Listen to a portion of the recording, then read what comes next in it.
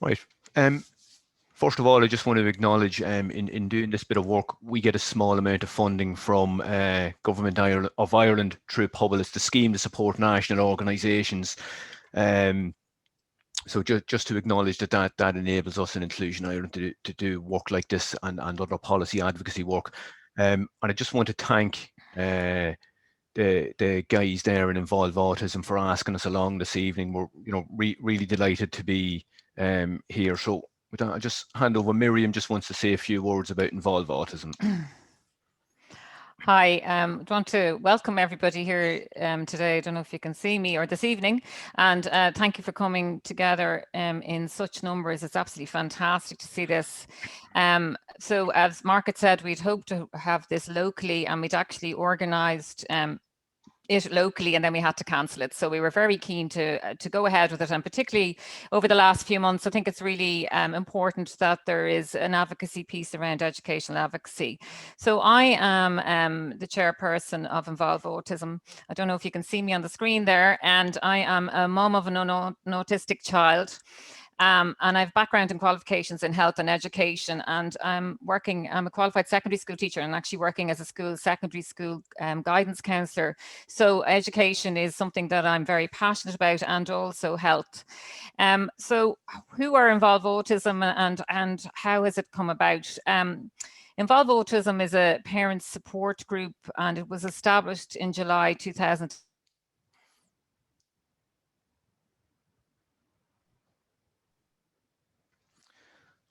Core group of parents that are involved in that. So the parents come together, and I suppose there are three pillars that are involved in Involved Autism: are support, advocacy, and inclusion.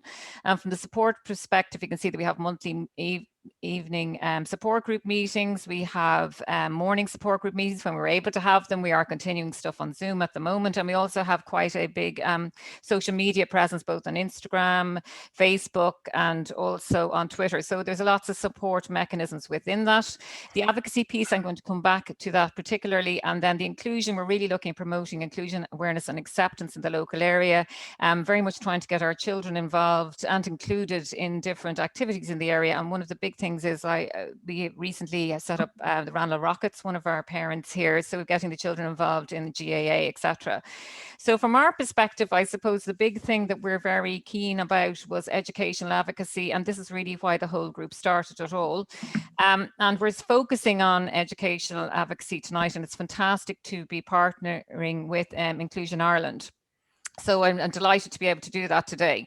So as I said, we were set up in 2018 due to the lack of ASD special classes in the area. We have a number of children who are supported very well in the mainstream setting in local schools here, but unfortunately, if a child was recommended for or needed an ASD class placement, unfortunately, there is no class places available for them in the area. We have large schools, large Catholic primary schools, very established schools in the area, but we only had one class for 6 students within those 20 schools. So we've no early intervention class, one primary school class, and no second level class. And that's for 7,000 primary school pupils with a large population in the area. So we're the worst served area in the country, and we've got all the data on that. So really what we wanted to do was to start looking at how we could change that, and how as parents we could change that. So we came together, we started off, we wrote to lots of the schools in the area, not just in our own area, Dublin 12, Dublin 4, etc. Really trying to see if there was a chance of us trying to get classes set up, and particularly because of the change, the Admissions to School Act. So we led a very active campaign with TDs in 3 local constituencies, because 6W is in 3 different constituencies, and we met senators, TDs, local councillors, PQs were put in, and we've had people standing in the Dáil, we've been in the Dáil, we've met with the NCSE, we've met with ministers, patron bodies, ombudsman, as I am, Gareth Noble, you name it, we've met them to try and change what has gone on in relation to special classes in the area. And this culminated in a meeting with Joe McHugh Joe McHugh Special Advisor 2 days before the announcement came in the Dáil that the 37A process was to start in South Dublin. So that was initiated in November 2019. So in February 2020, we had a large public meeting.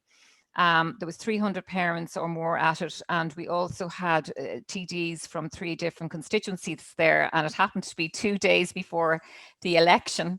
So it was very well attended, and we had great attendance there, and we also had a panel that was chaired by Mick Clifford, the journalist, and Adam Harris was there, and people from the NCSE and also the patron bodies and a principal, etc. So what we found out, I suppose, in the course of this campaign is that the NCSE had very little planning and no data in relation to how they set up classes. And really what they have been doing is very much setting up in a reactionary fashion. And we also have data to show that a lot of the schools, a lot of the classes have been set up in DESH schools, and the Educate Together schools have very much come on board, and some of the Catholic schools. But in our area, unfortunately, our large established Catholic schools haven't come forward. So we're very much continuing with our campaign. So we know also that there is similar issues to our own in other parts of the country, and we've been contacted by in relation to Cork and Limerick, and very much welcome any parents who want to come forward, and if they want us to help out, maybe setting something up locally, because I do know also that there's lack of placements in those areas. I suppose one of the big things I really want to say is that throughout all of this, and throughout all of us coming together as parents and coming together as peers to fight for our children, is really, I have been struck, and I've also experienced it myself, how vulnerable you feel as parents when working with a child's school, vulnerable that you're worried that your child mightn't be able to stay in the school, vulnerable because you've nowhere to send your child, and also unsure of how to work with the school. So it's really, what we really want to do is to encourage parents to work in partnership with their schools. We've fantastic schools, we've fantastic teachers, SNA, support staffs in our schools who very much want to do the absolute very best for our children. But sometimes it's hard to know how to communicate best with them, and also how to work for the best interests of your child. So one of our big things is really about empowering our parents to start asking questions to try and see how they can really work with their schools. And also really want to promote a child-centric system. So it should be about the child first and everybody else after that. And I'm really very passionate about that. We also trying our parents to go on parents associations in their schools, and also on the board of managements and things like that. So to become part and be part of the voice. So Involve Autism for me is about a voice for autism in our local community. So we're a voice for our children. And in doing that and in raising our voices, hopefully, and we have instigated a lot of change, and there are some other great parental groups in the local area as well. And it's great to see all of those people coming forward now to really try and change the system. So I'll hand back over to yourself then, Mark.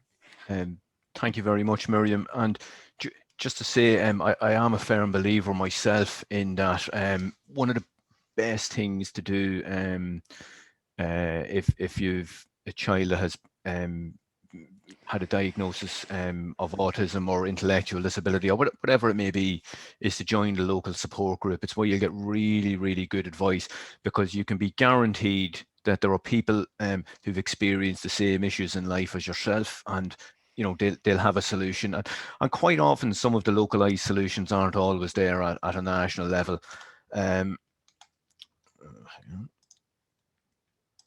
So I'm going to be super quick about Inclusion Ireland. We're the National Association for People with Intellectual Disabilities.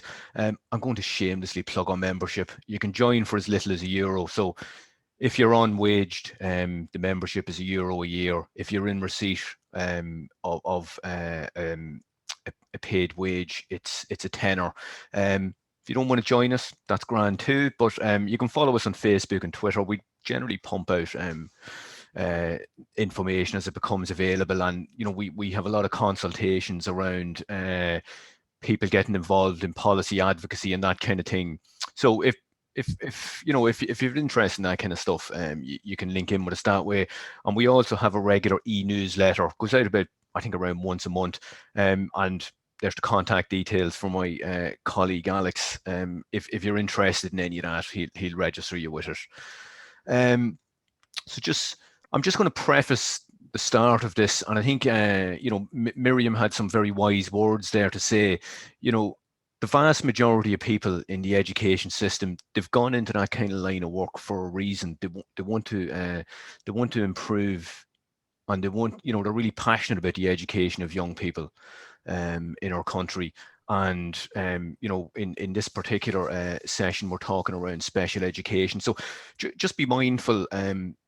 Issues will come up, and school staff, they're like every cohort in society. You've got absolutely brilliant people, you've got really, really good people, and there's always going to be a small minority in every walk of life that you'd prefer you met somebody in one of the first two groups, let's just say. But in terms of this, so I suppose, look, when we're doing this stuff online, it's not as ideal online. So tonight is kind of like a real whistle-stop tour of about an hour or so. A lot about pointing people in the right direction, but telling you, here's certain areas that, you've got a right to have a say. And, if you do run into any difficulties, here's some of the options that are available to you. If you've got any tricky issues, where to maybe go and get some good and sound advice before you proceed with it. I did notice one question at the start, and it said, was the session particular to D6? It's not. The tonight's session could apply to any child in any part of the country. And while a significant amount of it, we're talking tonight about children with special education needs, but a significant amount of it would also be applicable to any child. So with that, we'll go on and have a little look at the education system and the supports that are available to people. I suppose, first of all, as most of you know, and I know there are issues around this in terms of supply, but the vast majority of children in Ireland, they attend a mainstream class. That's without any kind of level of support, and that's running 78-80% of young people. Then we've got a significant cohort of young people with varying disabilities and diagnosis and learning difficulties, and they will be in mainstream classes with some sort of support. That support could be a special needs assistant, or well, I suppose it's special ed teaching now. The name changed in it there a while back, but what we traditionally refer to as resource teaching, and that may be outside of the class or not.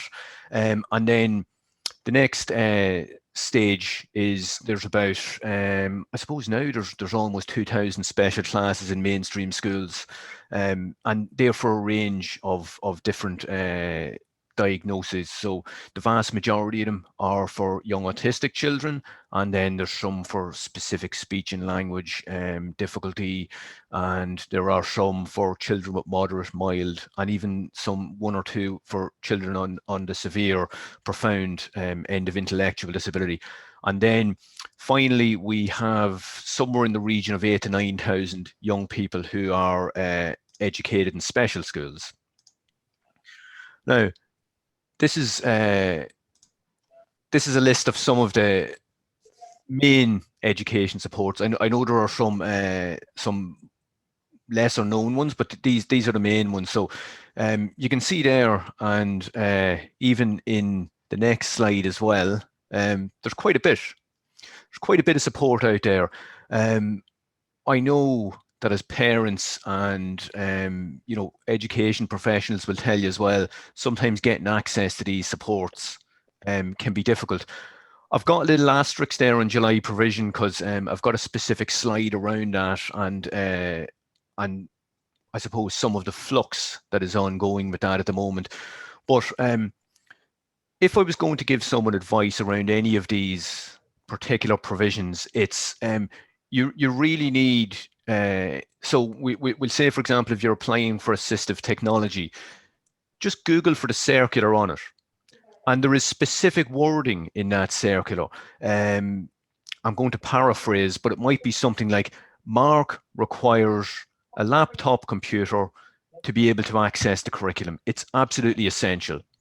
Now, something like Mark could do with a laptop computer isn't in any way, sorry, isn't in any way going to get me that laptop computer. It has to be essential to access the curriculum. Early intervention classes, they're mainly, in the vast majority of cases, they're for young autistic children. July provision, again, I'm going to come to that in a moment. Home tuition, it's mainly young autistic children, and there's certain age criteria around it. School transport, often with an escort, and then there's various examination supports that can be got. So on the face of it, quite an amount. NEP psychologists as well, but again, schools will tell you to get, I think it's the average is 1 NEPS assessment per 50 pupils. So quite often principals and teachers have got very difficult decisions to make. So it's maybe to bear that in mind, that while you may be in advocating for your child, and I always say you're only batting for one team, you might be faced with a principal or an educator that's got a decision to make that nobody ever wants to make. It's kind of like I've got one assessment and I have 2 children or maybe 3 children that require it. Some of the other lesser known education support, we've a visiting teacher service. Again, it's pretty specific. It's mainly for young people with sensory difficulties around vision and sight. There's a national behaviour support service. Now that has been amalgamated, and the special education support service, they've been amalgamated into the National Council for Special Education in recent years. And the NBSS, it's mainly in the second level area, so it is. So just to note that, as we're saying, some of the resources are allocated to the school, and they can then allocate as they see fit. For example, the special ed teaching hours, the resource hours, and the SNA in recent years has gone for principals to allocate. And there are some resources to the child alone. So they'll determine maybe a slightly different way where that'll determine what way your advocacy is going to go, depending on whether it's with the school or the Department of Education or one of its agencies. So I had July provision asterisk, and I just wanted to highlight it. So who is eligible for July provision? A lot of people might know the answer to that, and it's young autistic people and young people with a severe, profound intellectual disability. Why? Bit of a rhetorical question, but I can answer that question. So for the second category there, severe and profound intellectual disability, it's judge-made law in the O'Donoghue case. For the autistic community, it's a pen pusher decided one day we were going to allow those people to access the scheme, and no other reason. There is no other reason for young people with, like, for example, why can a child with Down syndrome or a child with an intellectual disability not access the July provision scheme? In the words of the National Council for Special Education, to paraphrase again, they believe the scheme is open to equal status, an equal status challenge. Inclusion Ireland, we supported 2 families who had children with Down syndrome, but who had recommendations that access to the July provision scheme would benefit these children greatly, and in fact that they required it. So if your child doesn't currently qualify for it, I would be advising you strongly to express an interest. The department will tell you don't qualify, and then doesn't matter what the department says, apply for it anyway and get them to say no, because until the department says no, discrimination has not occurred, right? So you need to first find out if discrimination has occurred, and that's when the department tells you no. So you can then possibly take a case to the Workplace Relations Commission. Might seem like the weirdest place of all to take an education issue, but the Workplace Relations Commission is the home of the Equality Tribunal, and the Equality Tribunal decides on the Equal Status Act, which looks at discrimination around the provision of goods and services, education being a service. And I would say that the folks that supported us from a legal perspective to take those two cases, and those two cases originally went to the Workplace Relations Commission, but it took so long that they had to step into the High Court. So we got that through the Public Interest Law Alliance, and they did say to us that if there were people interested in going forward with this, that they would run a free workshop. So there's possible legal support. So that's just an aside about July provision. So just looking at some of the general issues around speaking up, and I always say, speaking up, a couple of things to consider. It can be difficult in that, as individuals, I always say to people, just, sometimes consider whether it is something that requires you to speak up, and if it is, do. But, always consider the toll that sometimes these things can have on people around stress and all of that. So that's, I always say to people, just consider that. I always think, always hold and maintain values. So quite often, we're an advocacy organization and we get a lot of calls, and people will go, oh God, I was interacting with this disability service provider and they treated me with dreadful respect. They didn't treat me with any respect. They treated me like dirt in the bottom of their shoe. And so I always say to people, look, just bear in mind when you're advocating yourself, and it can be quite an emotive and passionate issue for you as a family member, just remember that the person you're interacting with, they're another human being as well. So, value the person you're engaging with, and it always, I always think that you can get more out of people when you try and do things by consensus and in a friendly manner. Quite often, when you enter into an advocacy situation, the person you're engaging with mightn't even realize there was an issue.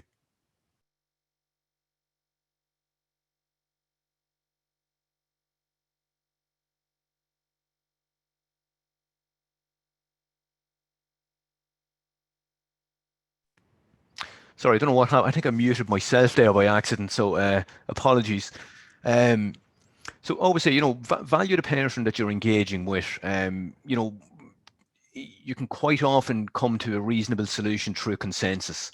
You may be engaging with a teacher that's has some practice that isn't working well with your child. They mightn't even know it, and they can reasonably change what they're doing, to include your child in the best possible manner.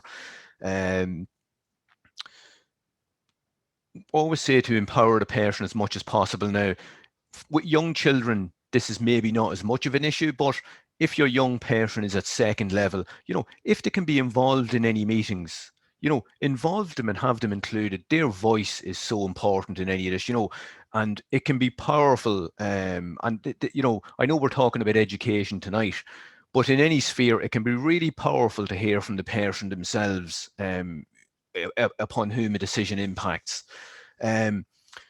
Loyalty, when you're going in and you're advocating, just bear in mind, you're in there to do your best for your child. And remember that. So, while sometimes a principal or a teacher, they might have a difficulty trying to accommodate what you're asking for, just remember you're batting for one side only. It's your child's interest. Just remember, in independence is it maybe doesn't relate as much in when you're advocating, but just bear in mind when you're advocating, if there are conflicts of interest there,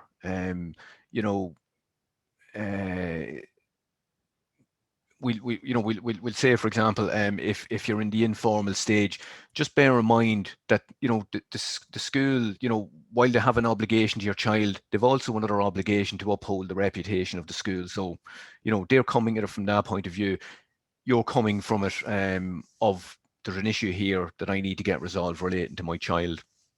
I'll skip past the quality one. That more relates to organisations like Inclusion Ireland and that. And the final one is just advocacy dilemmas in that some advocacy situations can be difficult. You might find yourself advocating for something that it doesn't sit well with you. So, for example, your child might come home and say, "Mum or Dad, it's not fair. The rest of the pupils in the school are getting access to proper sexual education. We're getting access to some mumbo jumbo stuff." Because we'll say, for example, in special schools, there's very little by way of sexual and relationship education. So they might be saying to you, "I want you to go in and tell the school that we want access to proper sexual education." And you as a parent might be saying, "God, is that appropriate?" So just bear in mind that sometimes you can be asked to advocate for something that is mightn't sit well with yourself. Just to give you some general advice, and for the folks that got the email yesterday, there was a booklet attached to it. I'd always say, look, that's a really, really great book. It's full of fantastic advice.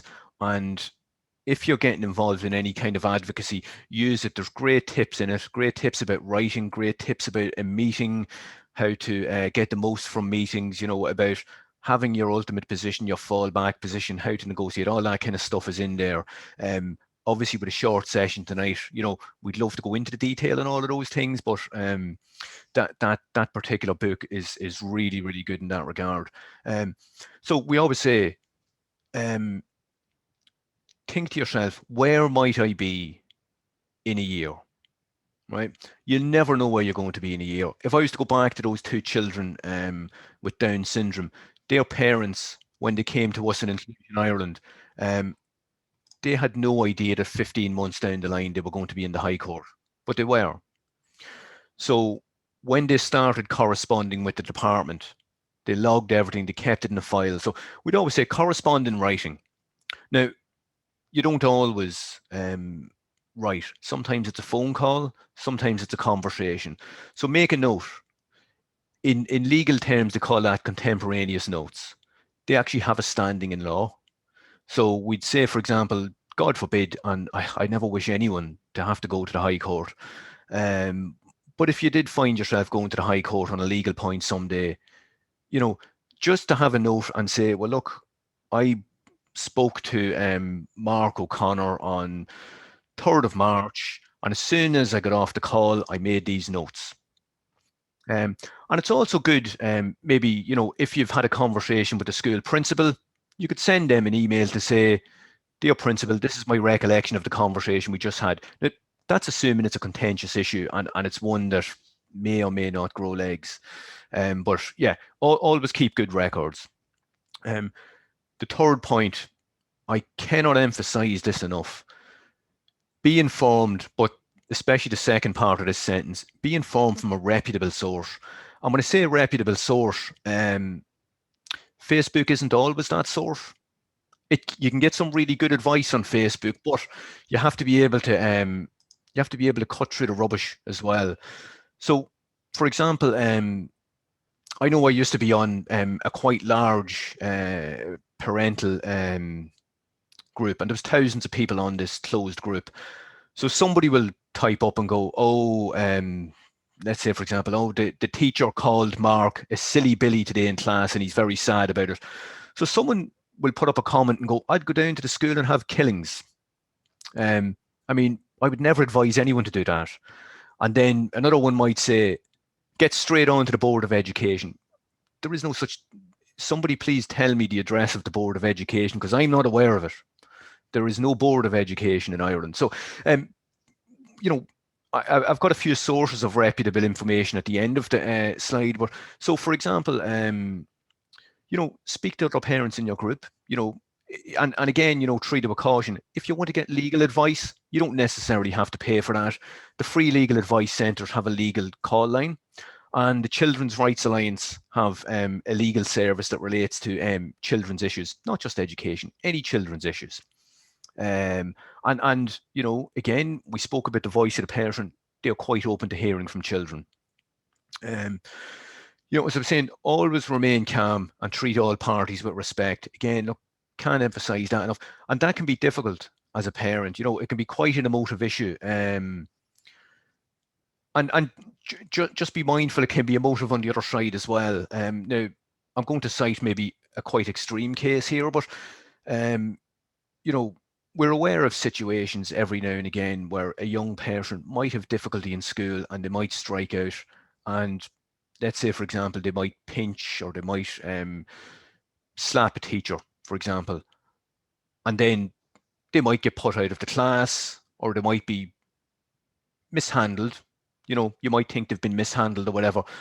Just bear in mind when you go in there and you're maybe speaking to the teacher about it, you're very emotive because your child's come home very emotional maybe, and you're going in and you're maybe dealing with a professional person at the other end that's maybe gone through that as well. So they're probably feeling the same way as you.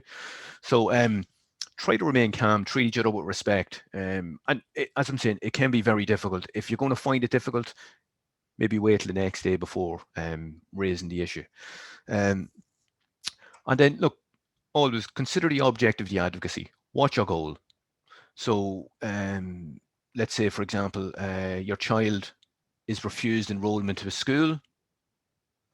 You want your child to go to that school, so that's maybe your ultimate goal. Have you a fallback position? But obviously you want them to go to that school, but that can be a very difficult thing to overturn sometimes. So try and have a fallback position. It's especially something for reasonable accommodations. You're trying to get a reasonable accommodation in the class for the child. Some children work very well with assistive technology. You're looking for a specific assistive technology. Is there maybe something that's, if you can't get that particular thing, is there something that's maybe a fallback? And the same with communication technologies and so forth. Again,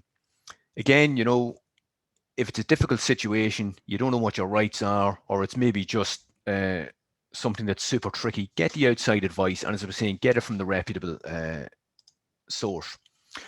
So we're just going to look at a couple of the, an overview of the complaint options first, and then give a little bit of detail on them. Usually with everything, and this goes for the HSE and any public services, there's usually some sort of an appeal option against a decision. Same with social welfare, etc. That might be, as I was saying, to the National Council for Special Education, or the Department of Education and Skills, or to the school itself. So, for example, SNA allocation, that used to be an appeal to the NCSE, but for you guys as parents, that's more than likely going to be an appeal to the school, because principals can now, they can, I think that, no, sorry, do you know what, that's coming in, pardon me, my mistake, that's actually coming in this September. It's coming in September 2021. Sorry, it was meant to come in September 2020, so apologies for that one. So with the SNA allocation, it is still an appeal to the NCSE, but it will soon be an appeal to the school. Same with resource teaching. So we'll say, for example, your child's getting 1 hour of access to resource teaching time, and you're saying, well, God almighty, he needs a bit more than that.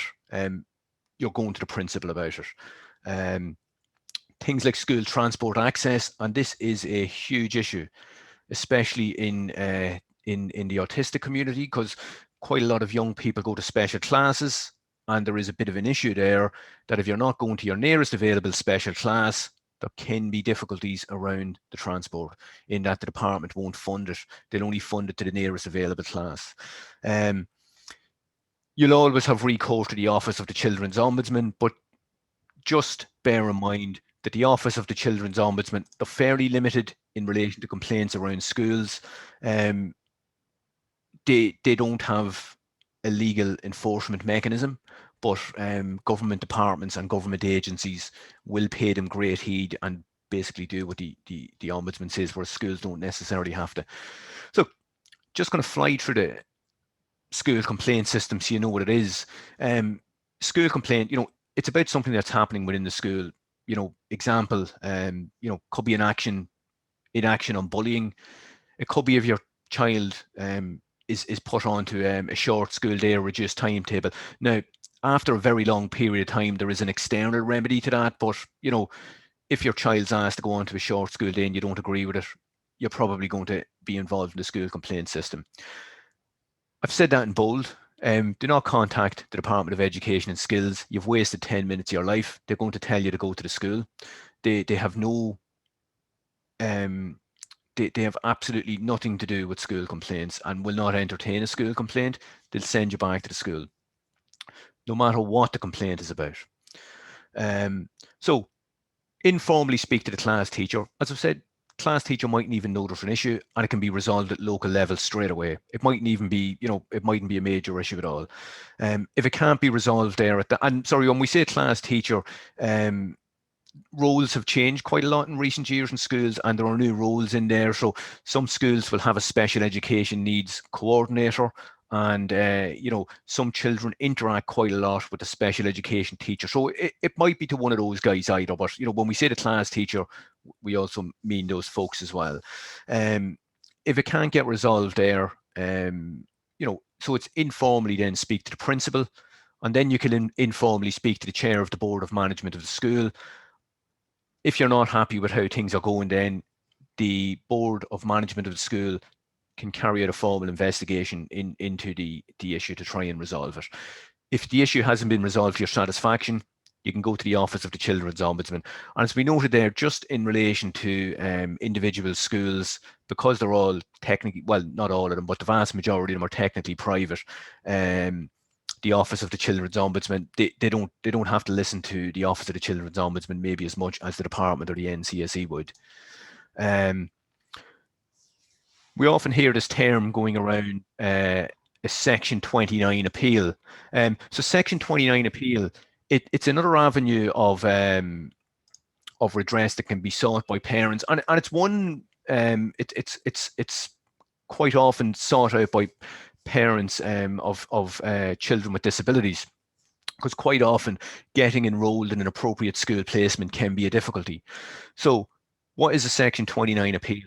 It allows a parent to formally appeal against a decision by a school to not enroll the child, to suspend the child for more than 20 days in an academic year, or to expel the child. So 3 very serious decisions that can be formally appealed. So how you do, and there's time frames around this.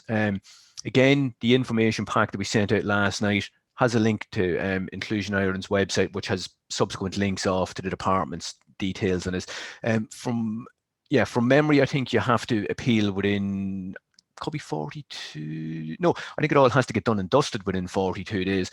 But it's a slow enough process if your child is suspended or is expelled and out of school. So what does the process look like? You apply to the Department of Education and Skills. They will appoint a mediator who will speak to the school and speak to the parent. If the mediation doesn't work, the mediator provides a report, and that report will go to a committee hearing. So I don't know how they're working in COVID days, but in non-COVID days, what would happen is you go into a room in the Department of Education usually, and there will be 3 people in the room, be a chairperson and 2 other members. You're probably looking at a school principal, an ex-school principal, or somebody from the inspectorate, and maybe somebody from the National Education Psychological Service. So you'll have the parents in the school, everybody gives their side, and they're able to question each other. So if you're appealing one of the decisions we've mentioned, your focus needs to be on, was your child treated fairly?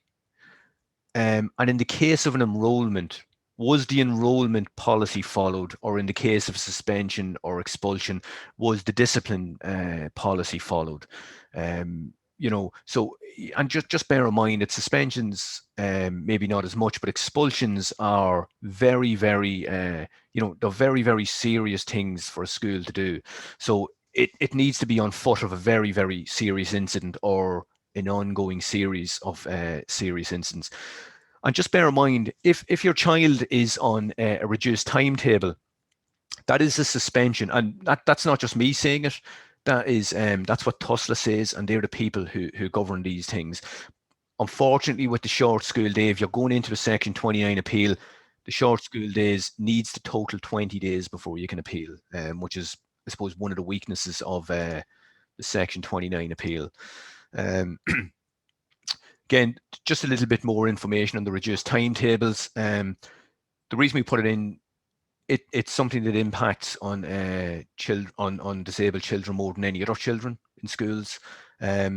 It's just if your child is asked to go on to one, you don't have to agree to it. However, there are times when it's an appropriate action. I know, for example, I've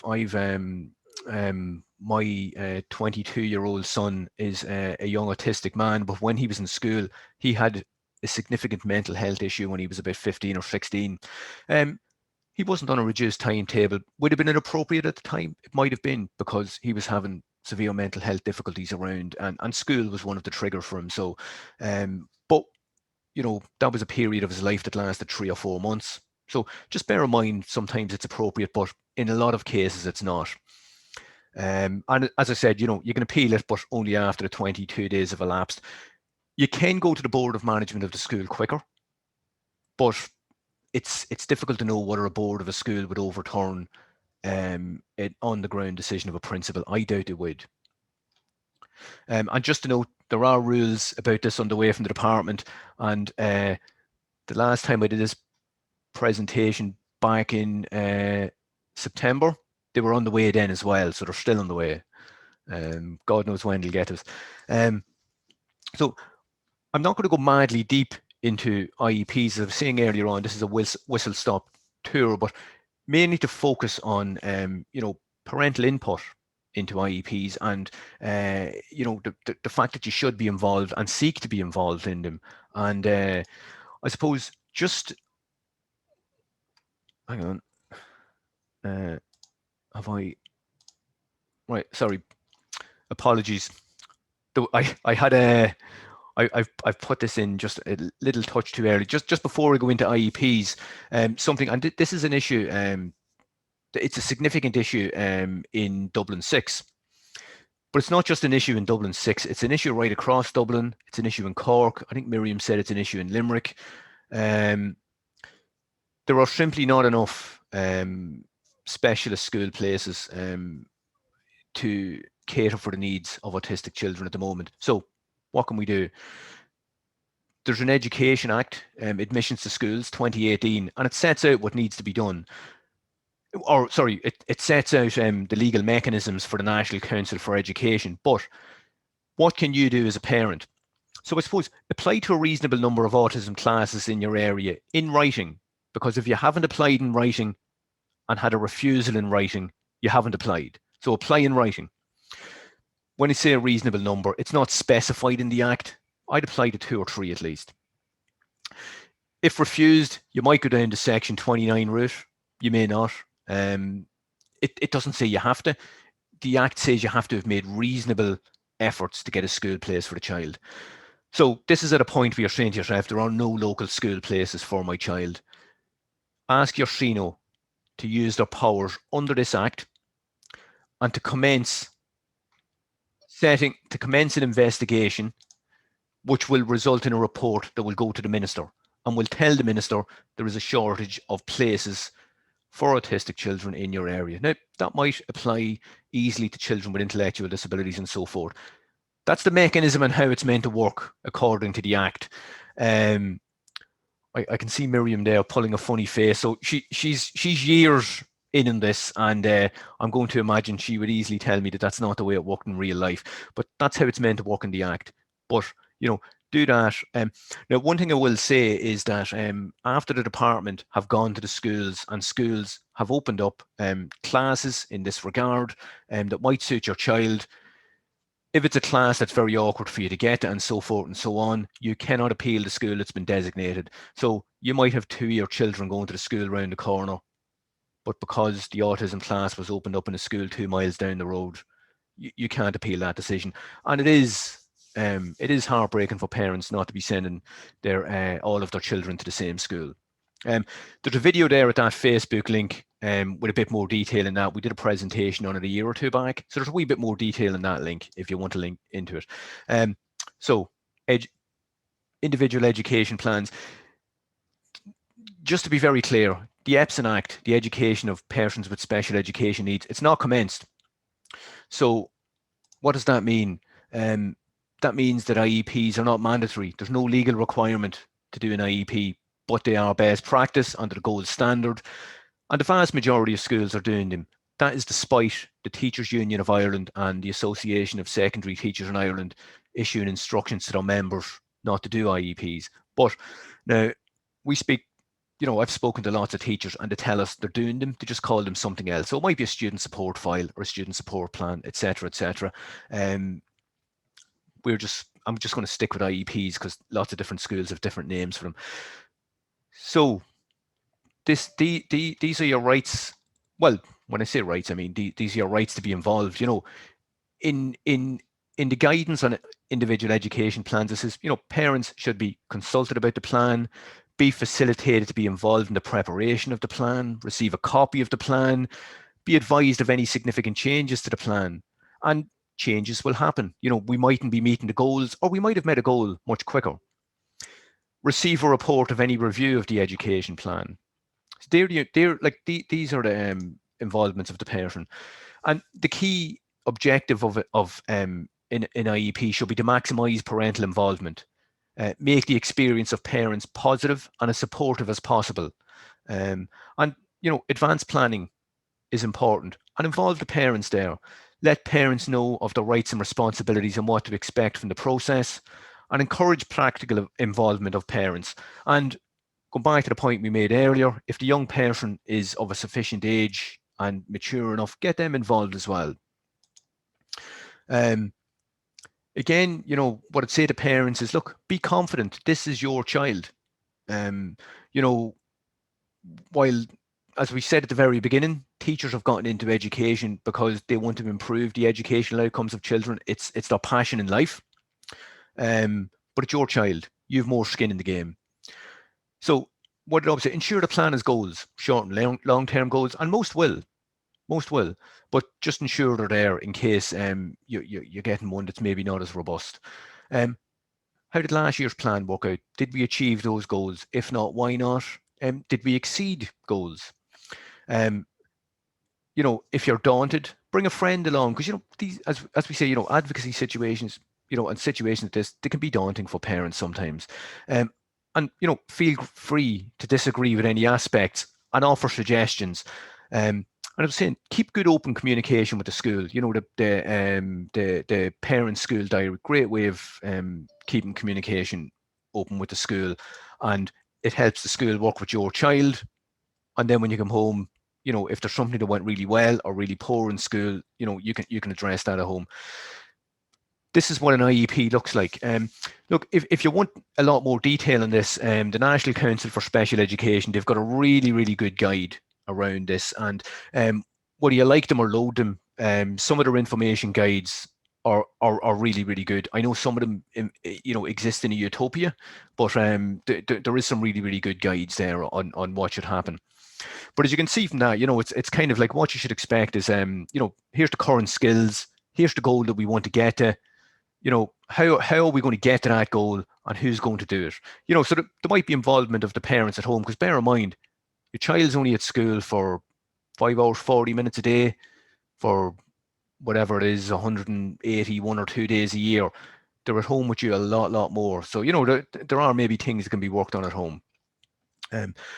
So saying about the NCSE, these are really, really good guides.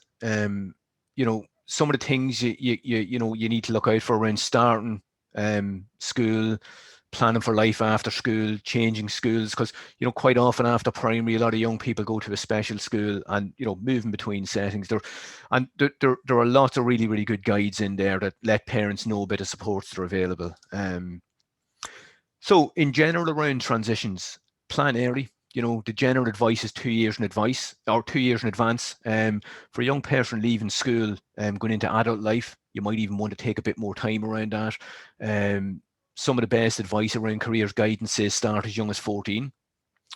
The reason we say plan early is you might need an updated assessment. If your child's going to secondary school, I can guarantee you 100% on the enrollment policy of that school, actually maybe not on all of the ETB ones, but on all of the Catholic ones, I will definitely say you need an up-to-date assessment in relation to this child. Why? The school needs it to get resources.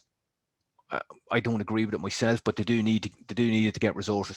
So you might be able to access an assessment in your current school through NEPS, or it'll give you time to go to the HSE's assessment of need process and get an updated assessment. you know, if your young person has got difficulties, you might want to prepare a communications passport. Brilliant thing. Helps, you know, when they go into their new school, it helps them hit the ground running. And I've just got a picture of one in the next slide, I think it is, or the one after.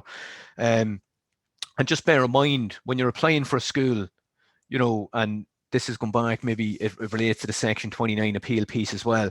You know, you might ring up the school and go, oh, looking for a place for Mark. And they'll say, well, we've no places available. Apply in writing. They have to refuse in writing before you can appeal it. So, you know, you might be going around a number of schools. You might even have to get involved in a situation where you're doing the piece that we said under the Education Act of 2018. That's what a communication passport looks like. That's a slightly more formal one, but you know, it tells you how people communicate. Do they communicate verbally, non-verbally? What's their likes, their dislikes? This kind of stuff, it's invaluable to school staff when they've a new pupil coming in, especially where communication is a difficulty. Really great thing to have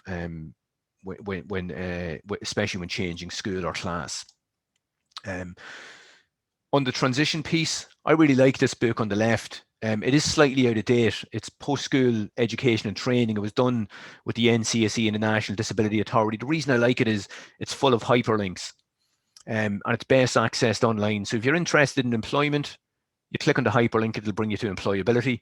And I will say as well, again, a shameless plug, Inclusion Ireland are hosting a post-school options conference over the month of April. So on each Wednesday morning during April, there'll be a 1 hour session. So there's going to be one on employment, one on further education, training and higher education, one on the best of disability day services, and I think one around community and volunteering and that kind of stuff. So if you're interested in that, just keep an eye on our social media, and you'd be more than welcome to attend. And of course, it'll be free to attend and it'll be online. So just coming towards the end, you know, it's where to seek information and help. And I really can't stress this enough. Get your information from a really good source. You know, you can go in like a bull in a china shop, and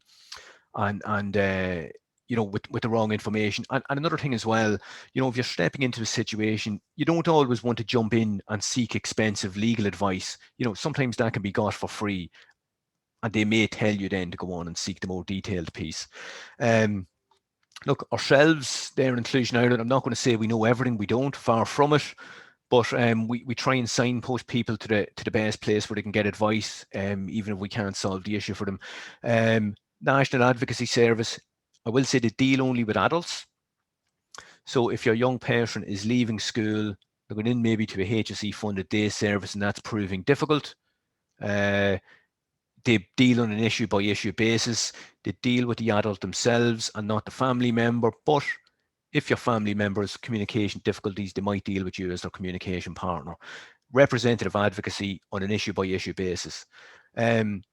So I was saying earlier, Children's Rights Alliance, they've got a free children's legal helpline, which is really good. I think the person that mans it, while not a practicing barrister, is a qualified barrister. Well, at least they were when I was on the board of the Alliance a few years back. The Ombudsman for Children, again, you know, they can let you know of your rights and you can make complaints to the Ombudsman. So, for example, we supported an issue to go to the Ombudsman. Now, they were already aware of it and looking at it, but around children's disability services and the issues that were around the country around the assessment of need and the availability of services. NCSE, I know they're a gatekeeper to a lot of resources, but some of the information that's on the website is really, really good. Especially now, if you're looking for schools in your local area, they do have a tool on it. I think it's shameful, in fairness, the way the CNOs just give that to parents. You know, you would hope for the CNOs to be more involved and actually tell parents where there are available places and all of that. But I believe some of the CNOs just direct people to that tool. But if you're doing a bit of background information yourself, it's a really good place to find your local schools and the ones that have autism classes or special schools or whatever it may be. Workplace Relations Commission, this is the home of the Equality Tribunal, as I said, but there's lots and lots of really great information there in relation to equal status. What's that got to do with education? Some people tell us from time to time their family member isn't allowed to access the transition year. I think in advance of this meeting, we had somebody told us their child, the school isn't putting on the Leaving Cert applied for the child. Potential Equal Status Act issue there. Workplace Relations Commissions, where you go with that. Again, I'd seek a bit of free legal advice if I was going to the Workplace Relations Commission. And the Citizens Information Centre, their website is brilliant. It is huge. It's difficult to find stuff on. It is huge, but if you know what you're looking for, you'll find it. When their centres open back again, they have advocates in many of them that you can access. You'll be thankful to know that that is all I'm going to torture you with tonight. I'm just going to leave that there with all the contact details of Involve for a moment, and I might stop the share. I think Stephen is looking at the questions, and so I just want to say, look, thanks a million, guys, for coming out and logging on in such great numbers, and just to give a nod again to our funders and back there to Miriam and Stephen and the rest of the committee in Involve Autism for asking us along. Again, look, it's a real whistle-stop tour, and I think I've actually, I'm nearly over time already, so I apologize for that. It is a real whistle-stop tour, and hopefully when we get back into the real world, we can do this more in person in community settings, and give a bit more time to tease out issues and all of that. So I might stop the screen share and jump into, I see there's a few questions waiting anyway. Sorry, it's stop share I need to hit. Very much just to say thanks for that, Mark. That was really informative. Yeah. Can you hear me there? Yeah. Just with as a parent, I suppose it's great to hear this, because you very much are isolated, and are really encouraging people here to really seek out local support, get together as a group of parents and start raising your voices, and really, you can make change, and change can be slow. But it's well worth it, and we've made great friendships by coming together, and we never feel isolated. So I just want to say that to you. So to feel rest assured, you might feel that you're the only parent out there, but you definitely are not the only parent out there.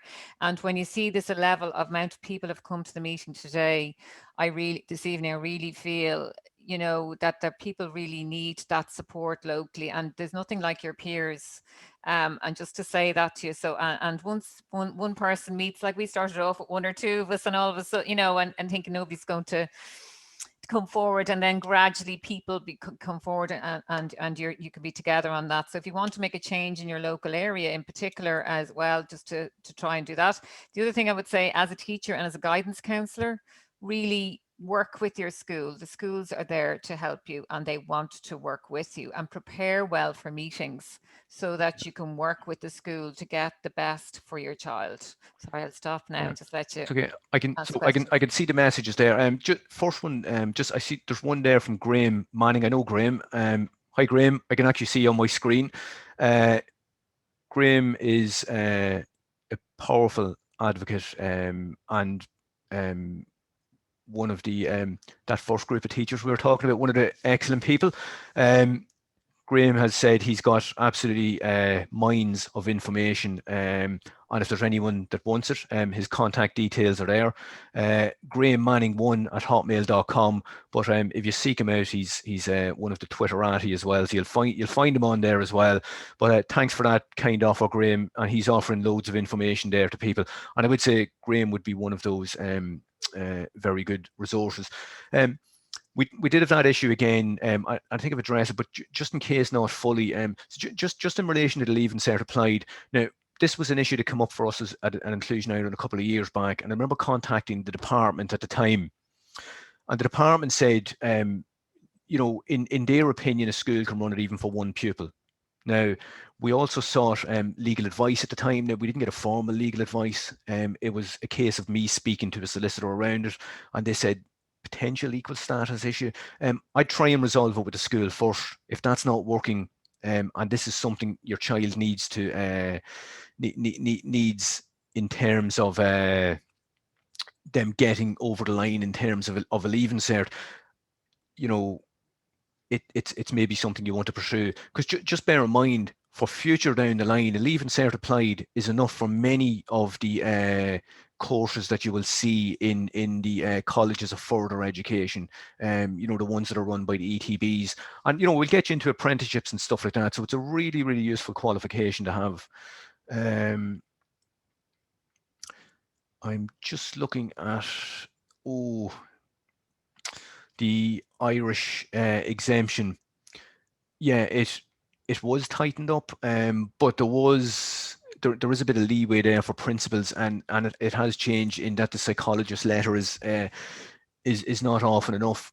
I don't often stand up that much for the department, but I think in fairness, the reason it was tightened up was that there was let's just say there was a lot of people applying for it that shouldn't have been applying for it, because then when it was looked into, it found that while the child wasn't doing Irish, they were maybe doing German and French and English and getting straight A's in them all. So there was a bit of an issue there.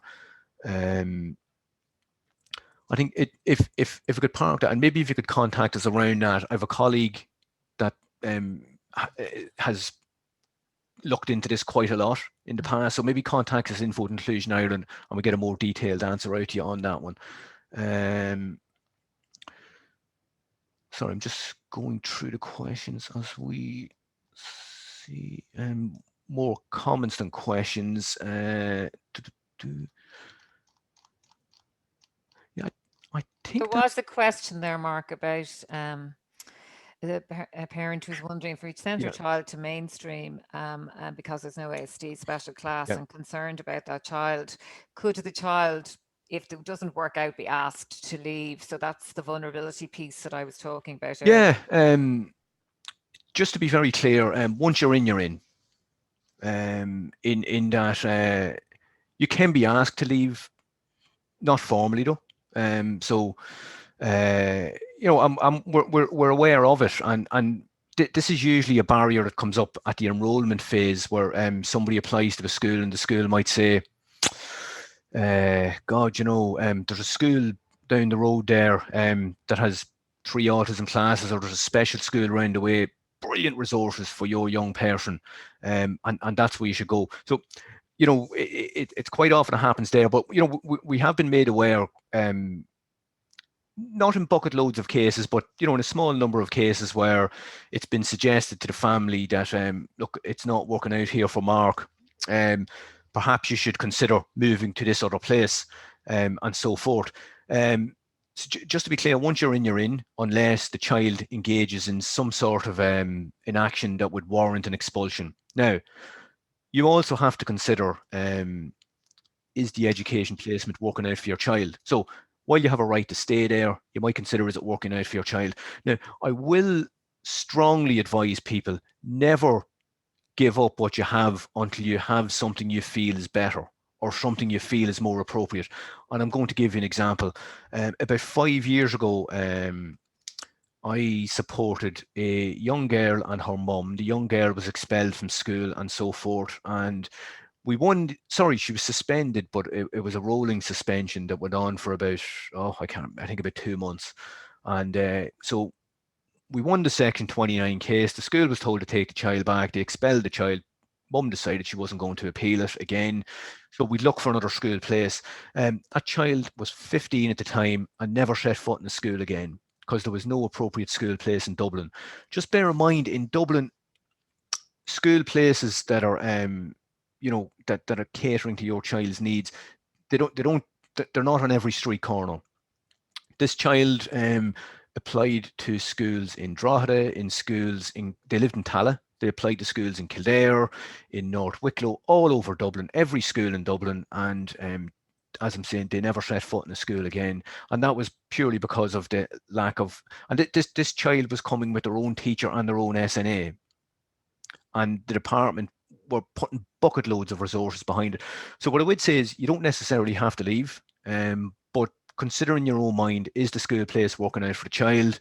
And never leave until you've got something before you leave, because getting back in will be difficult. Getting you out will be difficult, but you getting back in will probably be even more difficult. And there's another question around resource and SCT, and how how do you know how much resource your child should get, how much they're should you be allowed to know that? Because obviously the allocations have gone to the school now. So some parents are asking about that, about a resource allocation within the school. And also there's another question about assistive technology there as well. So there's a few other things there. I'll deal with the resource one first. So the resource is at the discretion of the principal. If we look at the line of authority to do that, they're obviously going to do that in consultation with their special ed teachers, and if they're lucky enough to have a special education needs coordinator within the school. The old system had a set amount of hours for set types of children, depending on their diagnosis. So it was very kind of medical model based. The new model should allow for a bit more flexibility. So we'll say, for example, you've got a child come along, and I probably don't need to talk to you guys about the assessment of need and the years that you might be waiting on it. So you have a child there, principal saying this child's clearly autistic, we need to start giving them some hours, etc. So they have flexibility to do that. So if you want to find out how many hours and what it looks like, ask the teacher. They'll tell you. Now, you might be saying to yourself, is that enough? There are no set numbers now for children, and it's difficult. So when the system was changing over, we asked the department if they could put in an external appeal mechanism for parents that were unhappy. They didn't. There is one for schools. So if schools feel that they're not getting enough of a resource, they can appeal that. It is a tricky one, because in certain schools it's a loaves and fishes. So they're reviewed every 2 years, and in the intervening year, a number of young people might start in the school that have, I don't know, could be anything from intellectual disability to physical disabilities, dyspraxia, whatever it may be. And they start in the school, and all of a sudden the school's going, holy moly, we don't have enough to go round. We're going to have to take a wee bit now from each person to provide over here till we can get reviewed in 2 years. Just for parents, just to be aware that traditionally what used to happen was a child might be taken out of class for an hour a day and that kind of thing. But what a lot of schools do now is they might provide a second teacher into the class for a period of time, or they might take 2 or 3 people out at a time and do some social skills building. So there's a range of ways of doing that. And for some children, there's still the one-to-one piece. So it can be delivered in a number of ways. If your child can tell you as well, that's another good way of finding out. But the school should have nothing to hide about how they're allocating the resources. So I'd say just to ask. In terms of the complaint process, it's the school complaint process, but bear in mind, you're making a complaint to somebody that's already made the decision. So it's a bit of a poor mechanism in that regard. The other thing was around assistive technology, just asking a particular question. I'm just wondering with the time and everything, Mark, there's some very specific questions there that obviously I'd love to be able to help there's one some people back there. Yeah, there's one there about applying to a special school. All you can do is apply and appeal it. If you don't get a place, bear in mind, special schools and special classes have strict limits. Mainstream classes don't specifically have limits. They have arbitrary limits on them. Bear in mind, there is 1 or 2 classes in the country with more than 40 kids. There's over 100,000 young people in classes of more than 30, which are both scandalous. But a special class, 6 and no more. You can have 5, but never 7. And again, special schools, depending on the class of school it is, it can be 6, 9, 11 per class, but the numbers are fairly rigid. You could be in a tricky situation trying to find an alternative school if there's no room, because while you might decide to make a Section 29 appeal, if there's no room at the inn, they're going to find it difficult to get your child in. And I really do empathize, because that's one of the hardest situations to be in, where there are absolutely no places. There's one there about Mark, I was going to say, if anyone else has a question that hasn't been answered, if they want to raise their hand or whatever, they can unmute themselves. Sure. And they can ask it. So if there's anyone that we've missed, because there was quite a lot in the chat. I was just wondering, is that okay? Hi, Bernie. Yeah. Hi, yeah, sorry. I was just wondering, if a child's in an ASD preschool, are they entitled to July provision? or anything during the summer? No, not No. no. I'm going to have to right. I'm going to change that answer to yes and no. So in terms of July provision, no. July provision is an extension of the school year. Okay. So it's not an extension of the preschool year, and that's how it used to work. The summer provision last year, it was called the summer provision scheme, and that changed. There's rumours that's going to be in this year again. We don't know, so it's hard to comment. But the summer provision scheme allowed for children who were moving from the preschool setting into a primary school of some description, or children that were entering a special school to be able to access the summer education program. But July provision strict not so, unfortunately. But that said, at the other end of the spectrum, if your young person is in 6th year or leaving a special school or whatever the case may be, it's an extension of the school year. So even though they're leaving school, technically maybe on June the 30th, they can do July provision. That's brilliant. Thank you. Thanks. I know we're about 15 minutes over there. I would just say, look, unless there are any real burning questions, we might call a halt. But, oh, sorry, I see Joe, I see 2 hands up. Can I maybe go to Joe first? Joe Bergen, do you want to unmute and ask?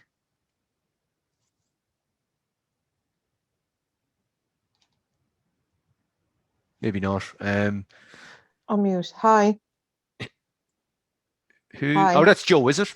Right, lovely. Yeah, you're unmuted. Sorry, shoot ahead. Hi. No, I just wanted to ask, if the CNO says that your child must go to said school that's maybe, I don't know, half a mile away from you, and due to a specific diagnosis that your child has, and a psychologist that diagnosed it has said that this particular school wouldn't be the best fit for her, how do you work around that? Okay, is it a mainstream school or is there some sort of specialist provision? No, sorry, she's in a unit as it stands, and she has a diagnosis that it wouldn't suit her to be in an all-girls school. Right, and is it that you don't want them to move, but so I suppose, look, at the end of the day... No, she is going to be transferring to a secondary school. Okay. And this secondary school is literally just down the road from us. And we had it before where the CNO told us you either take this or you take nothing.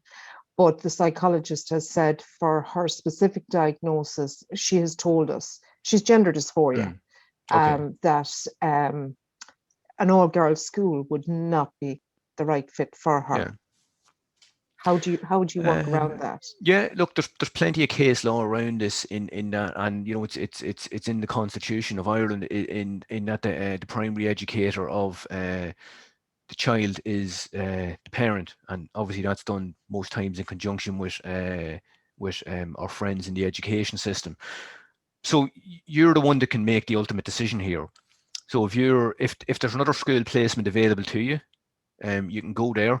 Now, one of the difficulties might be, so we'll say, for example, you're saying that school's a half a mile down the road. If you feel the most appropriate school is 5 miles down the road, the CNO might say, that's grand, you can go there, but we are not providing the transport. Now, there's a specific issue with your child, so you would, I'd say you'd get a fair hearing at an appeal in the transport section of the department. But in general, they resort transport to the nearest appropriate school, and that's maybe what they're speaking to. Okay. Lindsay, do you want to unmute? Yeah, just a quick question there regarding the summer provision or July provision, whatever it'll be this year. Just wondering if the special school have said that they can't provide the provision for the last number of years due to staffing shortages. Is that something we can kind of go to the board with and kind of ask, you know, if they know it a year in advance, then why could there not be some sort of kind of planning around maybe getting temporary staff in to cover that? Would that be something that we could talk to the school about? You could talk to them, but I would say not really, because it's entirely voluntary for schools to take part in it, because it is during what's traditionally the summer holidays for schools, so they can take part or not in the scheme.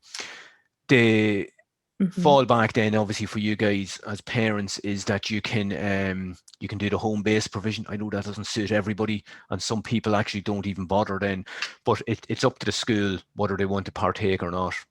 So you could ask the school to plan, but in terms of any redress around it, it's entirely voluntary. And especially at second level, there's only 1 or 2 schools do it at second level. I see Justin Tom Nolan, you have your hand raised, so if you want to unmute, you can ask the question. If a school provides for your child to do level 2 at junior cycle, and then when it comes to the senior cycle, they're asking for your child to do the traditional Leaving Cert, have they a duty of care to him to allow him to do the Leaving Cert applied? I think and that's similar to one we answered earlier on. In terms of a duty of care, I would say not. So it's up to schools whether they want to offer the Leaving Cert applied to their cohort or not. And bear in mind, a lot of you guys are in South Dublin, where it's highly precious to be sending 100% of our young people to university and see our name in lights in the Irish Times and all of that kind of stuff. But in terms of the Leaving Cert applied, so the department have told us before that a school can provide it for as few as 1 pupil. And again, is there a possible equal status issue? There may be, but you'd probably be looking to take it external of the school to force their hand on it. But at the moment, schools either buy into it or they don't. So they can abdicate responsibility from providing the Leaving Cert applied, but you as a parent could maybe take an action. Is it discriminatory on the grounds of reasonable accommodation? Possibly so, but it would take a decent bit of time to resolve that issue externally. I'll take one more question. And then Christina has her hand raised there for a while. So is that Christina? Is it? That's who I was going to come to. Christina there is the last one I can see with her hand raised. And I just say, look, for anyone else after Christina, if there are any questions, just send them into info@inclusionireland.ie and we can get back to you. We can get back to you as quick as we can with any other, and even if it's an issue you didn't want to bring up. So I'll give Christina the final question, and thanks for being so patient. I've actually asked it, and they've been answered quite a lot with Graham and Stephen as well, and Miriam. So thanks for that. But I'm trying to understand if I can get my son's SNA to do July provision this year. I know it was ready for last year, but how could I be sure that we could do it this year? And who do I need to? Or is there any way I can find out, At the minute, no. There are rumours that we're going to have the summer provision a bit like last year. I seen an unsubstantiated department source in a newspaper the other day, and that usually means the government are flying a kite to see if it'll go down well with people. So I seen that in the newspaper about a week ago. We've had no official confirmation whether it's going to be the July provision programme or the summer programme. If it's the summer programme, your SNA will of course be allowed to do it again. If it's the July provision programme, because that has a specific remit around education, and it's an extension of the school year, it has to be somebody that's registered with the Teaching Council of Ireland. Now, I am aware of SNAs and all sorts of folks that are registered with the council. So, and just to be mindful, not to engage somebody that isn't registered with the council, because if you do, the department won't reimburse they won't reimburse that person. Okay, thank you very much. So look, as I was saying, if there are any further questions, send them to us in Inclusion. And I am sorry for going over. I've a bit of a motor mouth when I get going. So I'll just finish off by kindly thanking Miriam and Involve Autism for having us here tonight. Right. And look, and for all of you people, we had a great crowd on. I think we had about 130 at one point. So great to get so many people giving of their time, and look, delighted to link in with you all.